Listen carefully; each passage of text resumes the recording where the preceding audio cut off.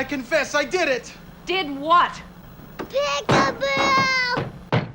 Right there is when I knew I love seeing giants on screen.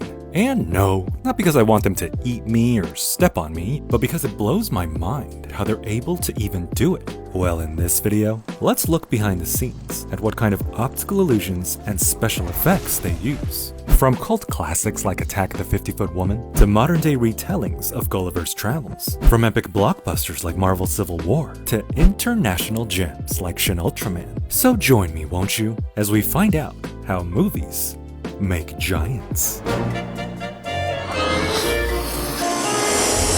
Wayne Szalinski, 3 years after almost chewing on his child like a Cheerio.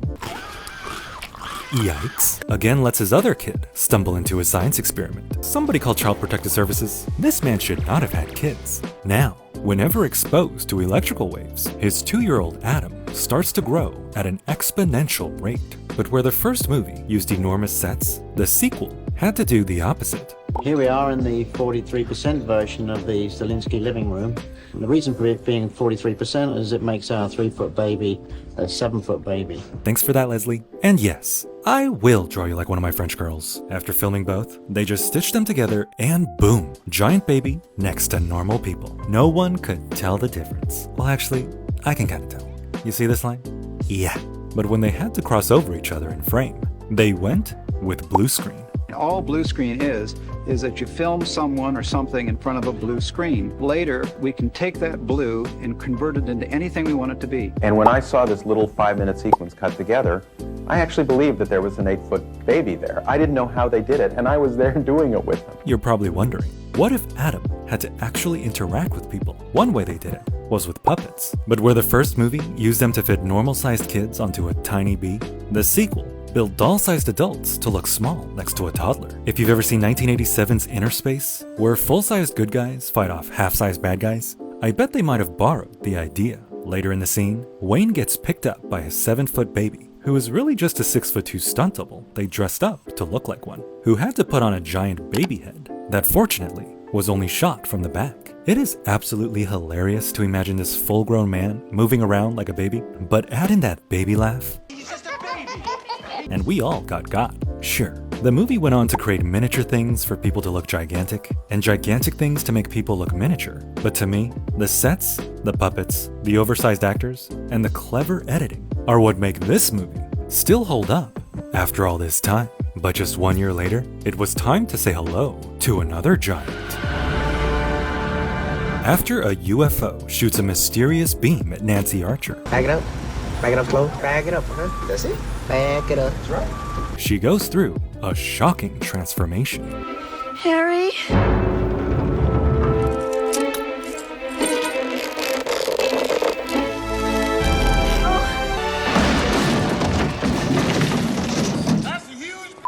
For most of the movie, they used an age-old trick called forced perspective. We've all seen pictures of the Leaning Tower of Pisa, and then there's someone holding it with their hand. That's forced perspective. By putting actors at different distances from the camera, it played with their scale in frame. So for a movie about a giant 50-foot woman, they started with the same concept and went on to create some pretty successful tests. But to translate all this to the actual movie, they called upon Gene Warren Jr., the guy famous for creating miniature effects on the Terminator films. With his help, they were able to create this romantic nighttime dinner date.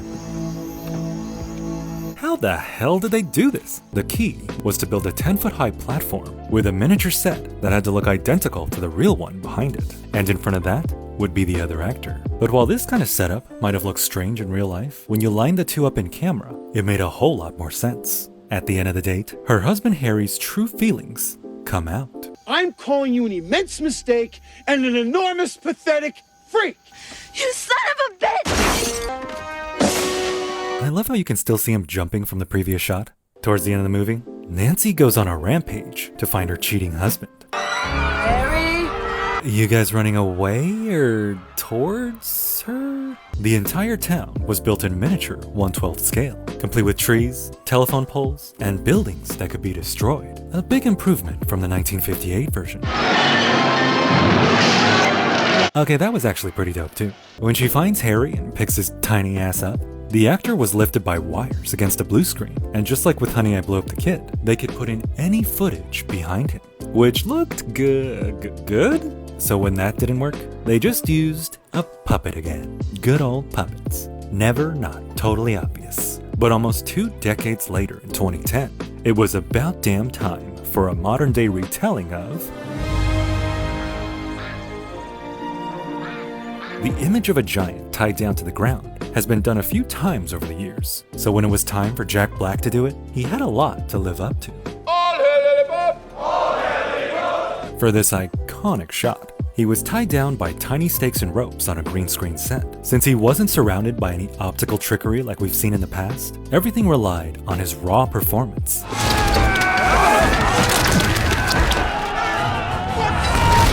right, boys, release the hookers! Unlucky. Damn. He ain't gonna be in Gulliver's Travels 3? It's fun to be the giant for once. Because, I was in King Kong and I was always the tiny guy looking up at the giant gorilla. I get to be the big gorilla in the room. As the story plays out, we see some more examples of how fun it is to be a giant. Playing foosball with actual humans, sending back cannonballs, and peeing all over James Corden. Get James Corden. And of course, who could forget the scene where he discovers that there's someone out there even bigger than him?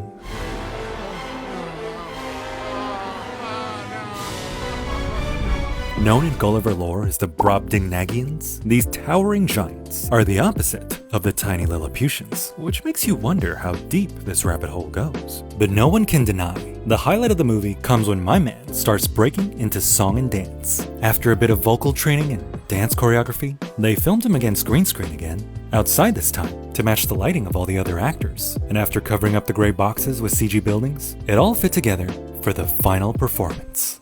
But in 2012, giants were about to make a drastic leap from live action to CG.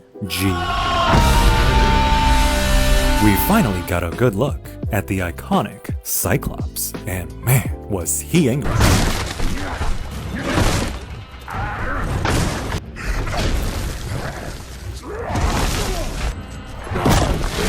We've seen before that using real actors can be fun to watch, but by going fully CG, they could achieve way more action and suspense. For this shot,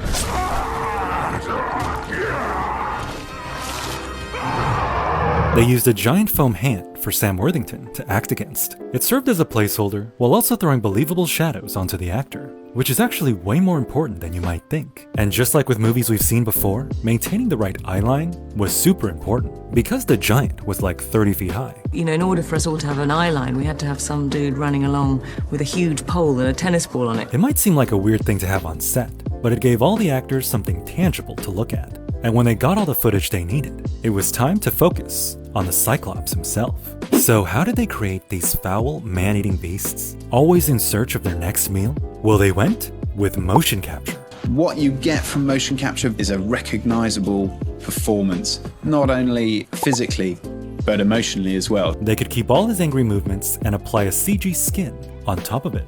During shooting, the actors might have felt silly jumping around, but transfer the performances of the mocap actors, refine the animation, and the CG Cyclops slowly came together, bit by bit, version by version, until the end shots were groundbreaking to watch, even if they did recycle this shot. And in 2013, angry CG giants would continue their rampage. By now we all know this story. Poor farm boy climbs giant beanstalk and finds treasure at the top. But while previous versions showed giants as dumb or comedic, the ones in this movie weren't afraid to straight up kill you.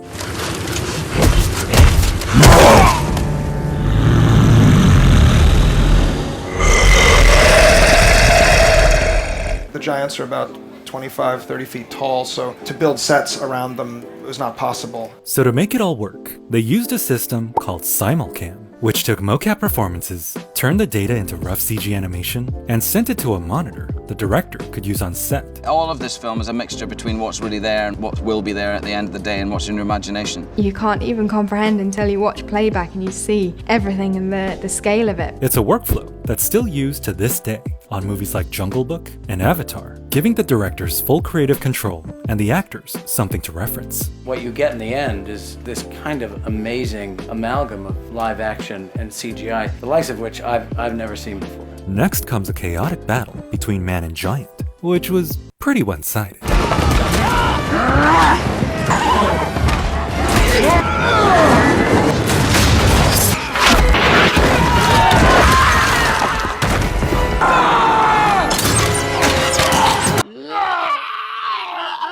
Well, it's not the strangest thing we've seen with mocap. And none can stop me.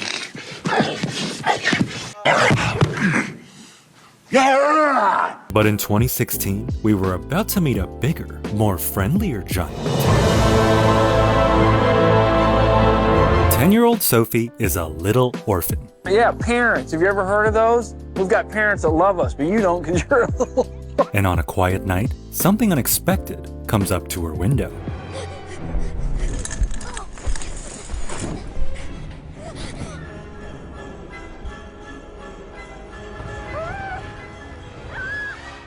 By putting these tiny white dots all over the actor's face, they were able to use facial capture to turn Oscar winner Mark Rylance into the classic Roald Dahl character.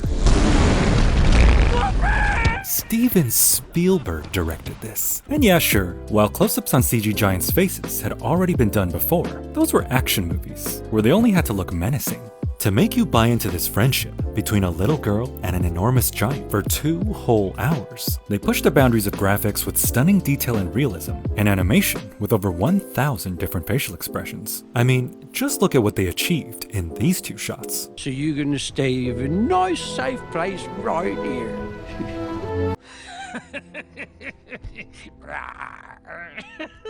The way the muscles twitch and pull back, how wrinkles form, with advancements in computer graphics, they were able to achieve stunning detail and realism in ways we never would have thought possible. But once that was figured out, they had to then focus on merging tiny with huge. For shots like this, Sophie was first filmed on a gigantic set. Mark did his takes, and by visualizing rough CG on top of that, you could see their bond start to form. And for any sequence where lighting was super important, they pre-planned how the CG would move and craned around a light source to match. But pretty soon, we find out that the BFGs got some friends.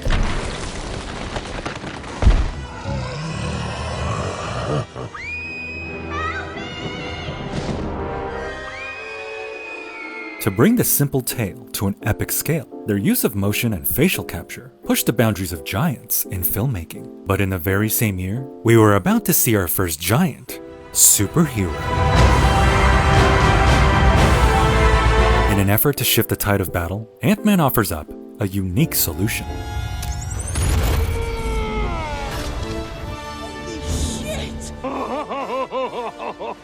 Okay, Tiny Dude is big now. He's big now. Based on the comics released a decade earlier, fans already had in their mind what they wanted to see on screen, so it was time to get to work. For such a fun and entertaining sequence, you'd never suspect that the whole thing was pretty much all shot against green screen, which sometimes looked a little silly.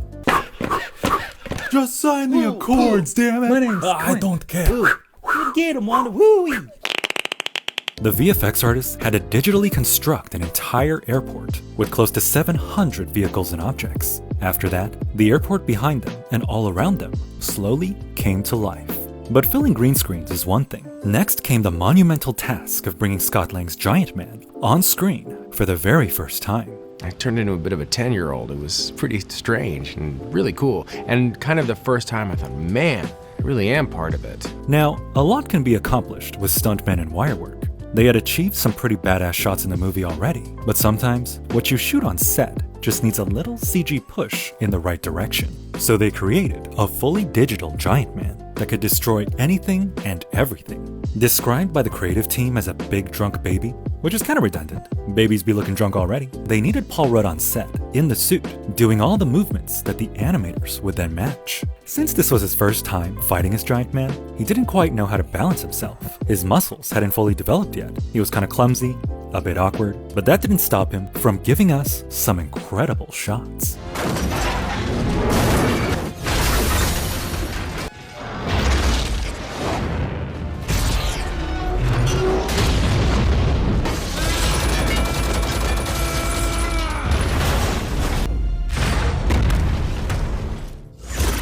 Does anyone have any orange slices?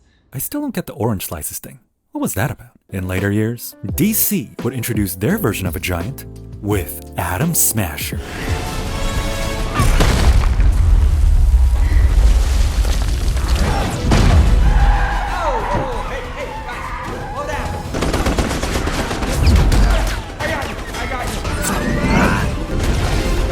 Heads up!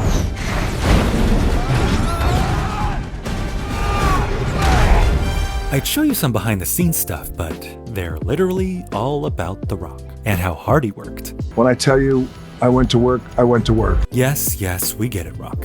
You're amazing. Now close your legs, you preening s***. But now, let's go international and learn about the iconic Japanese superhero known as...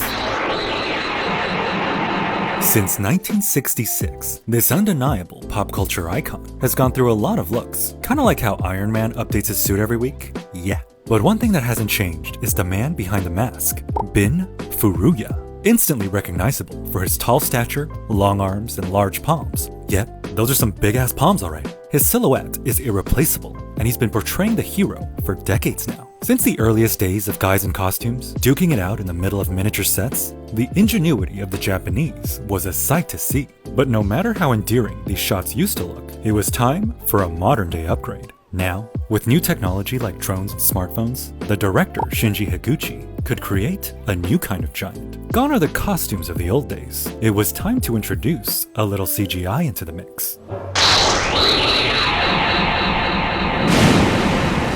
When they grabbed Bin out of retirement, let the man rest, my god. It might have been strange for him to put on a simple black onesie instead of the heroic red and silver suit he was used to. But with mocap, they could easily transfer his performance to a CG Ultraman, giving the team total control of every single movement. But he wasn't the only one to use mocap. The kaijus did too. What used to be sweaty guys in bulky rubber suits were now replaced by... Oh, what's that? Still sweaty guys in bulky rubber suits? Okay, hear me out though. Now, they only use them for reference, applying their realistic movements to CG models.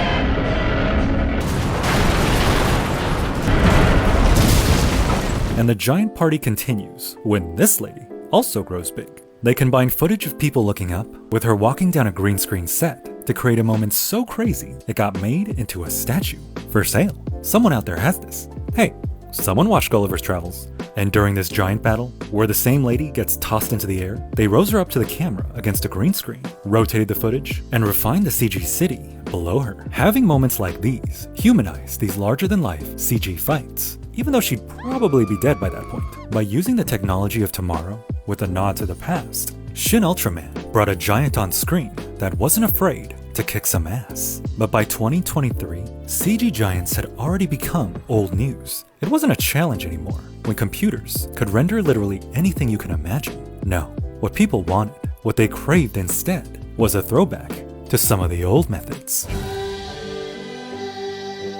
The show is about a 13-foot tall black man from Oakland.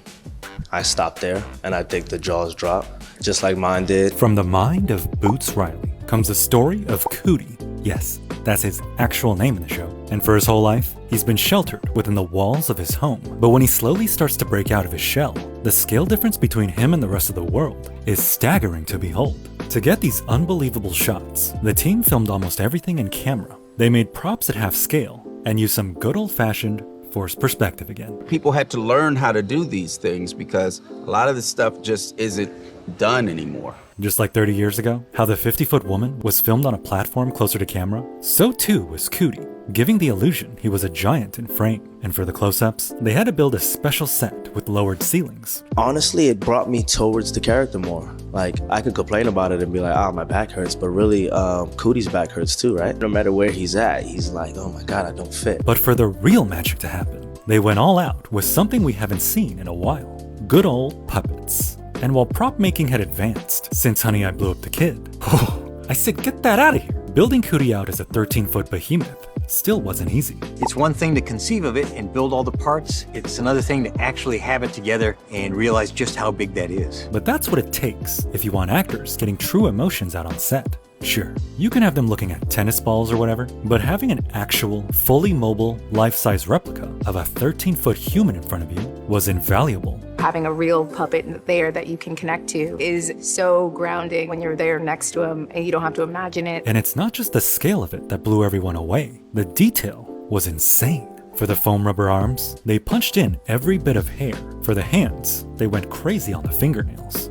Fingers feel like fingers and his skin feels like skin. This realism was crucial whenever Giant Cootie had to interact with a normal-sized human.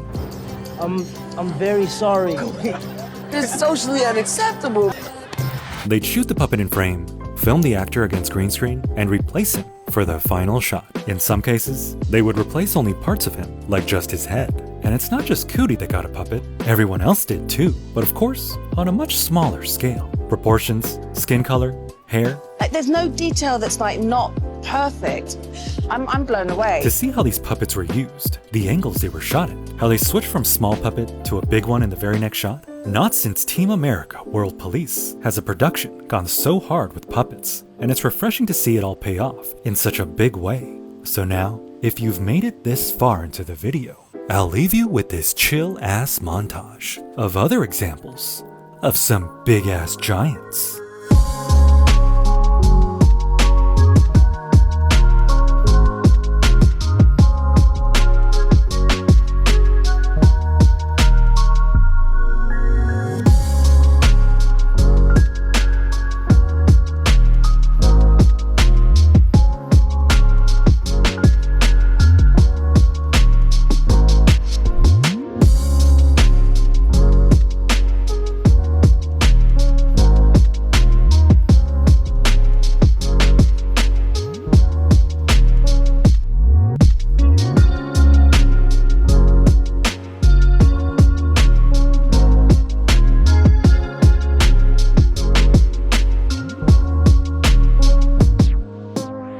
I want you to meet my colleague, Dr. Hamilton. And I'd like you to get the